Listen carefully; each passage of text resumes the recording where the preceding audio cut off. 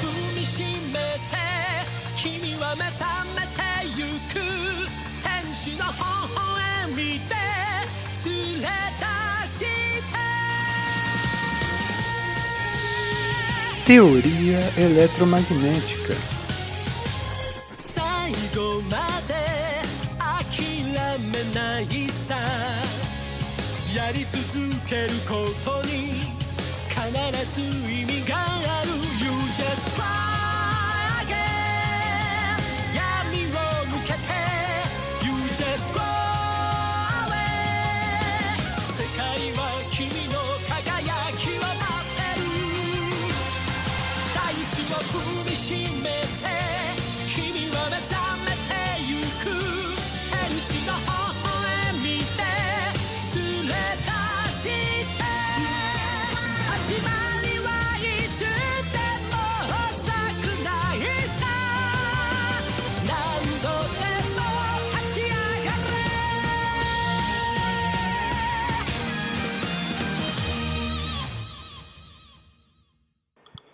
E aí, galera, beleza? Bora para a nossa terceira aulinha da semana, nossa penúltima aula do curso, né? Mas seguindo, né, as propriedades magnéticas da matéria, né, para a terceira parte aqui. E, de certa forma, se você não quiser, se não estiver tão interessado assim no assunto, esse vídeo é quase que descartável, né? Porque a gente vai falar de, basicamente, sobre... Porque pouca coisa aqui, né, é um pouco fora do curso, né, principalmente aqui no paramagnetismo. Eu falo assim da origem microscópica do diamagnetismo e do paramagnetismo. Claro que aqui é um pouco, digamos, o resultado não vai dar tão certo, né? Na verdade não vai dar tão certo por uma simplificação que eu vou fazer, mas para o diamagnetismo. Para o paramagnetismo é outra questão também, né? Que até que envolve os dois, porque na verdade para você estudar isso direitinho, né, como a gente vai estudar, digamos, o momento dipolo, na verdade quer dizer, como um átomo responde quando você aplica o campo magnético, né? Isso é um problema de mecânica quântica, né? Não é um problema de eletromagnetismo clássico. Então, por isso que vai ficar meio assim, mas mesmo assim, tem muita informação que a gente extrai, né? E a lógica, pelo menos, né, dá para entender bem qual que é, né? Isso não muda muito para o quântico e para o clássico. O resultado em si tem uma diferença, mas pelo menos a gente vai ver que de um jeito a suscetibilidade, como aparece, né? A suscetibilidade magnética aparece negativa, aqui aparece negativa, aqui aparece positiva. Então, vamos ver isso a partir do estudo, digamos, se você pegar um átomozinho, que seria um elétron rodando, uma partícula carregada rodando, né, você aplica um campo magnético. É isso que a gente vai estudar.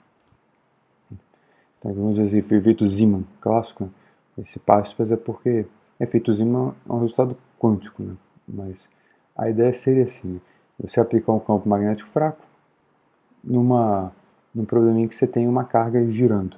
Então, essa carga girando, ela está girando porque, digamos, tem uma força atrativa aqui no núcleo, uma força central, né? A ideia seria um átomozinho. Está aqui um elétron de carga -E, um núcleo de carga Ze, né? Então, essa força aqui aponta para dentro. Aqui eu não botei sinal, né? Mas aqui já está acompanhando. Então, essa força elétrica aqui tá, é carga de um, carga do outro, 4πε0 distância ao quadrado. A velocidade aqui tangencial, eu estou, por simplificação, considerando que é um círculo. Então, aqui, esse cara tem aceleração centrípeta, né? V² sobre R. Então, esse cara é mv² sobre R. Só que, digamos, se esse cara está girando aqui, com movimento, como chama isso? Uniformemente variado, é isso que chama? Não, movimento circular uniforme, qualquer coisa assim, né? O cara tem isso, o círculo deve ser circular uniforme que chama, né? O cara ele está girando um raio fixo, né? Então o módulo da velocidade é fixo, quer dizer. Então isso aqui está uma distância R, essa velocidade é ω_r, né? Ω é a velocidade angular de giro. Então aqui no lugar desse cara eu estou botando ω_r, chamando ω0, né? Então fica ω0², R², cancela aqui, então isso é mω0²r. Guarda essa informação. Agora você chegou e aplicou um campo magnético. Para ficar mais fácil, isso aqui que eu acho que vai ter um pouco de diferença no resultado final, né? Vou considerar que ele está perpendicular ao plano da órbita. Eu escolhi que o elétron está girando assim, e vai ser relevante aqui para a nossa questão. Então você tem duas possibilidades, né? Ou que o magnético está entrando, né? Ou saindo, aumentou. Vamos pensar entrando. Então você tem uma corrente, né? Tá? Corrente, campo, força, né? só que tem uma força que está apontando para cá. Só que a carga do elétron é negativa, né? Então, nisso tudo tem multiplicando a carga. Então, a força é ao contrário, a força é para fora. Então, aqui nesse caso, tem uma força para fora, então ela diminui essa força atrativa para o núcleo. E você pode ter outra situação, né, que agora o campo magnético está saindo, né? Então, vai ser a mesma coisa, né? Corrente, campo, força, só que essa força agora vai ser para dentro. Então, pode ser para fora ou pode ser para dentro, dependendo aqui da direção do campo magnético, guardar essa informação. Então, qual a hipótese aqui? Parece um pouco, talvez um pouco forçada, mas funciona. Deixa eu ver esse aqui. O Paulo Freire. Você tem, digamos, seu campo magnético fraco, né? De forma que a força que obviamente vai mudar, né? Mas essa força eu não vou considerar que ela muda o raio da órbita. O que eu vou considerar é que ela muda a velocidade angular. Então, se a força diminuiu, esse cara vai girar mais lento, né?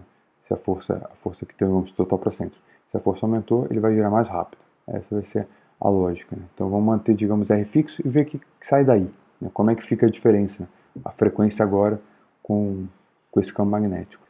Então, a sua forcinha, no final que desde Newton, sua força resultante, então vai ser a soma das forças. Esse cara, a força magnética pode aumentar ou diminuir, né? A força atrativa aqui elétrica, né? Ela pode reforçar a atração elétrica ou diminuir a atração elétrica. Esse cara é massa vezes a aceleração. Como o raio é o mesmo, né? E o raio é fixo, então a aceleração é constante, que é v quadrado sobre r, ou ômega quadrado vezes r, né? V ômega r. Então ômega agora é a nova frequência, já levando em conta a força magnética, que eu botei menos mais sempre que eu quis, né? Então agora você vai substituir a sua força magnética carga B, V, né? Então aqui é a carga do elétron, né? Aqui o sinal está aqui, né? Então por isso que aqui eu botei menos mais, mas na verdade como aqui é menos, né? Então aqui é mais ou menos em modo, mas tanto faz, né? Então a carga aqui é V, beleza, V eu escrevi ômega R. Então esse aqui é a nova frequência do problema. E esse da cara aqui é a mesma força que você tinha sem campo magnético, né? Então esse cara continua sendo o massa do elétron ômega 0 quadrado R, né? O que você tinha antes lá. Então aqui os R's cancelam, né? E você tem uma equação quadrática para ômega. Para resolver, divide aqui pela essa massa, então tem aqui, né? Agora é só resolver aqui o Bhaskarazinho. Esse sinal daqui, que tem duas possibilidades, ou tá a força aumentando ou diminuindo, a força atrativa para o meio, né? Então a frequência está aumentando ou diminuindo. Esses dois sinais estão aqui, porque é menos B, né, sobre 2A. Por isso que aqui é mais menos, aqui é menos mais. Aí você pode falar assim, mas aqui é uma equação quadrática, né? Cada um desses caras tem dois sinais, né, dois raízes aqui. Na verdade, você teria 4 soluções, né? Esse com um sinal 2, o outro sinal 2. Só que esses dois sinais só serve um, né? Porque aqui você tem um critério, claro, né? Se você pega o campo magnético que faz a zero, né, e joga esse cara fora, esse ômega zero tem que virar ômega, né? Então se você pega esse cara aqui a zero, esse cara tem que virar esse. Então aqui menos é ruim, porque menos vai virar menos ômega zero. Então só esse sinal que tem sentido pra gente, né? Outra questão é que o nosso campo é fraco, nosso campo magnético. Então a ideia aqui, fraco com relação ao quê, né? Esse cara daqui esse cara é muito maior do que esse, né? Então, mais ou menos assim, onde tem B quadrado, você pode desprezar. Então, jogou fora esse cara aqui. Então, a frequência como ficou quando você aplica o magnético? A frequência já tinha, e ganha um pouquinho ou perde um pouquinho, né? Um delta ômega. Esse delta ômega é linear com B, depende do campo magnético. Então, como esse cara o campo magnético é fraco por hipótese, né? Esse cara é uma pequena distorção aqui, né? Ele roda um pouquinho mais rápido, um pouquinho mais lento quando você aplica o campo magnético. Beleza. E agora como é que fica isso no momento de polo? Aqui eu comecei a transferir para o momento angular, mas teria mais sentido se fosse um problema de mecânica quântica, mas eu vi que depois aqui eu desisto. Essa relação não serve para nada, na verdade. Se eu estou escrevendo a relação de momento de polo e momento angular, né? Então no caso aqui, se ele gira o momento angular no sentido, né? Então, a priori, você imagina o momento de polo assim, né? Só que como o elétron de carga negativo, o momento de polo é o contrário, né? Então, a direção do momento de polo é oposta, porque o E é negativo, né? Mas aqui tudo bem. Acho que eu só fiz isso para... Ah, não, tem um sentido aqui. Só nessa linha, depois eu vou abandonar, porque eu escrevi assim, o que é o L? Né? L é é P vezes R, né? Vetorial. Então é MV vezes R. Então o M cancelou, o R ficou, o V é ômega R. Então isso que eu fiz aqui. Então aqui vai ficar ômega R ao quadrado. Aí o que é o ômega? Né? Ele é ômega zero. Né? Então você tem a sua espira lá já existe.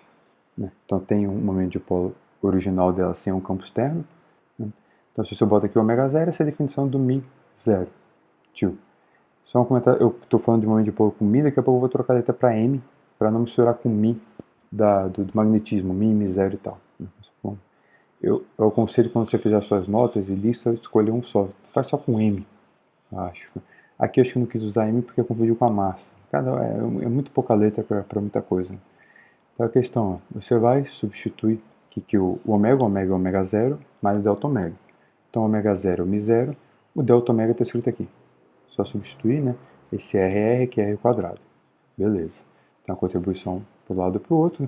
Aqui eu botei chapéu L, né? Mas é a mesma direção do Mi. É chapéu Mi. Então aqui só peguei esse E quadrado, 4 e tal. Tá escrito, beleza. Então só dar mais uma ajeitada aqui. Aqui, digamos, esse cara que eu voltei para o Mi. Né? Você pode escrever, digamos... que só você escrever de novo uma brincadeira que não vai... Mas isso aqui não vai me ajudar muito. Só, digamos, se... na verdade, isso aí para cá não sei. Você só escreveu assim, esse B, como vetor B, lembrando que o vetor B, ele está entrando ou saindo do monitor. Né? Então, o vetor B ou ele é paralelo ou antiparalelo ao Mi. Né? Ele está na direção do Mi. Então, esse L aqui, quer dizer que isso daqui vai dar mais ou menos B, né? Mas o sinal... sim, agora eu entendi aqui. Então esse cara vai dar mais ou menos B, né? E o sinal está aqui. Por isso agora ficou claro, né? Agora eu entendi! Então a brincadeira é a seguinte, né? Se aqui o B está na direção do seu Mi, digamos aqui, esse Mi, digamos aqui, original, né? Então aqui ele... Você pode escrever esse cara assim, né? Então aqui deu simplesmente B e o Mi, que é o L. Agora, se esse cara está oposto, eu posso escrever esse cara assim também, né? Porque esse produto escalar vai dar menos B. Aí menos com menos vai ficar mais. E de novo Mi. Esse é só um truque. Só para garantir esse sinal de menos, para não ficar mais ou menos, né? O sinal aqui está escondido no produto escalar. Né? Se são paralelos ou antiparalelos. É isso. Então, aqui, né? A explicação estava aqui, era só isso. Então agora aqui você pode pegar e voltar, digamos, assim, para reintroduzir o vetor no B. Esse aqui é bom, né?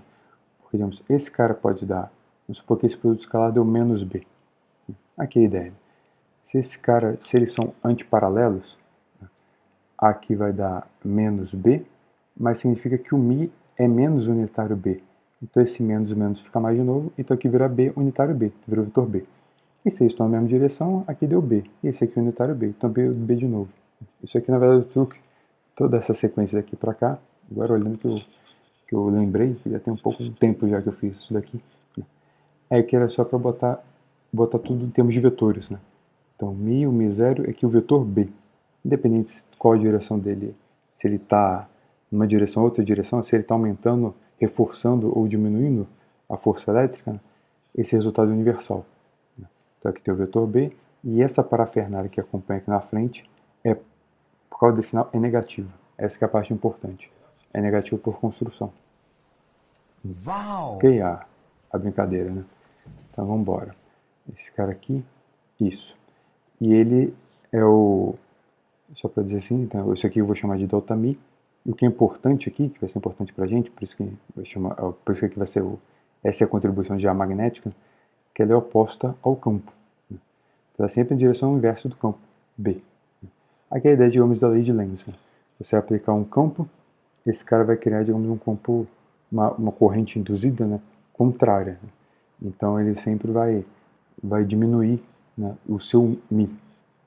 Então se você tem um Mi na direção do campo, ele vai, digamos, sempre que você aplicar o campo, né, ele vai tender a criar um Mi na direção oposta desse campo. Né? Ele não tinha um campo, você ligou, então é lei de Lenz. Né? Ele cria uma corrente oposta. Você sempre diminuiu um pouquinho o Mi. Essa é a lição. Né? E quanto diminui, a gente tirou daqui. É proporcional a B e um cara que é positivo definido com sinal de menos. Então, um cara negativo, que acompanha o B. Bora. Então, para que tudo isso? Agora vamos analisar como fica a energia do seu sistema, quando você liga um campo magnético. Então, a energia associada à presença do campo. Então, a energia que você pode armazenar no seu sisteminha lá, que você bota o campo magnético, é μB, né, com sinal de menos. Então, a questão, esse Mi, esse Mi é o Mi todo. Né? A gente descobriu que o nosso Mi é um Mi zero. O que é importante nesse Mi zero? Que esse Mi zero, a priori, naquela ideia, ele é intrínseco. Ele é a espira que está lá quando está aplicando em um campo. Esse ΔMi, ele já surgiu porque você aplicou o campo. Então, na verdade, isso aqui vai ser o paramagnetismo, isso aqui é o diamagnetismo. Entender? Para que esse cara é linear com B, porque o Mi zero não tem nada a ver com B. Né? É a espira rodando por si só. E esse cara daqui, se você voltar no slide, né, esse ΔMi, ele é proporcional a B. Né? Então esse cara daqui é quadrático em B. Então vamos guardar essa informação. Agora vamos, isso é para chegar nisso. Agora vamos usar essa energia toda, né, em duas situações, digamos, opostas.